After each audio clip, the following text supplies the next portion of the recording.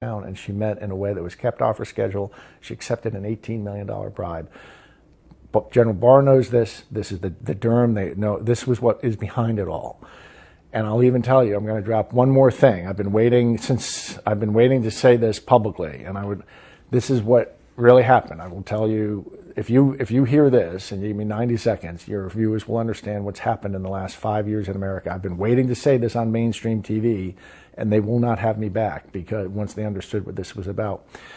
I had Hillary Clinton, I caused Hillary Clinton, I facilitated a bribe, and she took a second bribe for $18 million. And I worked with the FBI as I did that. They're deeply involved in this. They came to me 3 days later and told me I had to forget about it and forget that it ever happened. And I said, what are you talking about? And they gave me one excuse. They said, Hillary's going to win, and it's been decided upstairs. Nothing's going to be able to stop that now. So she's going to win, and she's going to send her people over to the FBI and ask who was part of investigating Hillary, and any of us who were part of it are going to be destroyed, and that includes you too, Patrick. And so this mission has been scrubbed from the highest level. And I thought about that, and I said, yes, sir, and I came. But 2 or 3 weeks later, I was back with 3 federal agents this time. 3 federal agents, and I let them know that wasn't sitting, and this is in Salt Lake City, Utah, and that wasn't sitting well with me, and I'd like to know why. We had almost a year before the election. They could have had me and another person in front of a grand jury in a week and gotten her indicted. And they told me, and this is the key to understanding what's happened in America. They told me, this is word for word, Patrick, what's really going on is this. President Obama has his people across the federal bureaucracy at this point, but especially the Department of Justice. Hillary Clinton is going to be president for 8 years, and nothing's going to change that. But think of there being a Bunsen burner within the Department of Justice. That evidence about the 2 bribes you were part of gathering is going to be sitting on the Bunsen burner. And the hand on the Bunsen burner is going to be one of Barack Obama's people. If Hillary's a good girl and defends Obamacare, that flame stays low. If she's a bad girl and thinks for herself, it's going to get turned up high. That way, Barack Obama is going to manage Hillary Clinton for the 8 years she's president, and then she's going to step down, and Michelle's going to run. And Patrick, that's the plan. That came out of the lips of a federal agent. It was confirmed to me this spring. The Durham investigation that plan was called the Operation Snow Globe.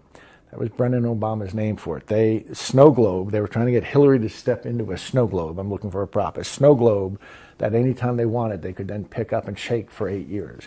My bribe was the bait to get her to step into the snow globe. That's all from it. This isn't a theory. I'm the guy in the room. I'm acknowledging I took part in all this, and I thought I was helping them conduct federal law enforcement. It turned out that I was helping them set up Hillary Clinton for a deep state to control her. And that's why, and I came in public a year ago with some pictures that showed me with this Russian redhead, Maria Butina, lovely woman, that said, and so I'm saying this entire thing, this last 5 years, has been a coup. It was from Obama against Hillary, that when Trump won in a fluke, it got morphed into the Russian collusion delusion.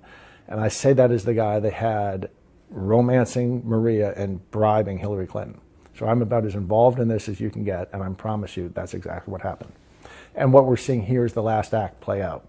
I was the last act play out. And the reason I mentioned that I knew in October 2018 that this was going to happen was because in 2018 I was offered, a federal agent came to tell me, Patrick, you need to understand there are billionaires walking around this world that we made, and we're prepared to do the same for you. You just have to stay calm. You just have to stay quiet through the election. And by that election, I knew he meant 2020 election. So I've known that they were going to hijack this election since October of 2018. Does the Federal Bureau of Investigation and other departments need to be completely detonated, dismantled?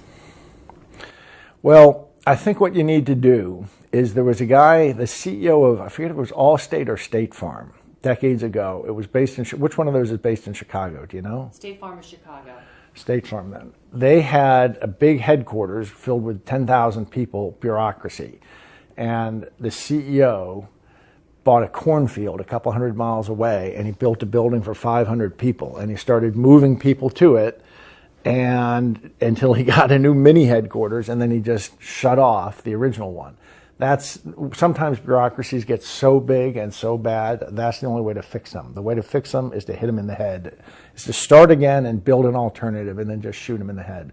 That the bureaucracy in the head, and I think that's the only way that's going to be to fix our FBI, our beloved FBI. I have such respect. I grew up with this, revering the FBI, and I still revere, the men and women in it up to the mid-level. And there are people beyond that who are good. You can't throw the baby out with the bath water, but they are systemically corrupted at this point. So that story I just told you is absolutely the truth. There was a bribe from Turkey, a $20 million bribe in the fall of 2015 to Hillary, and then they had me arrange another bribe for $18 million from a different government, which I'm not disclosing the name of that other government. And that's I think what the start of this coup really is. Do you believe she's going to be held accountable at some point for this? Assuming President Trump is reelected for the next Well, if he is elected again, if he does get through this, and I think that's a high, they were trying to demoralize people and make people think there's no chance of that. I think there's a high it's quite a conceivable outcome to me that he is the president on January 21st. And again, I'm not saying that as a guy who voted for him. I'm saying it as a guy who cares about the country, and I do not want to see it hijacked. If we go down on this, if we go down to this assassin's maze, it's our last free election.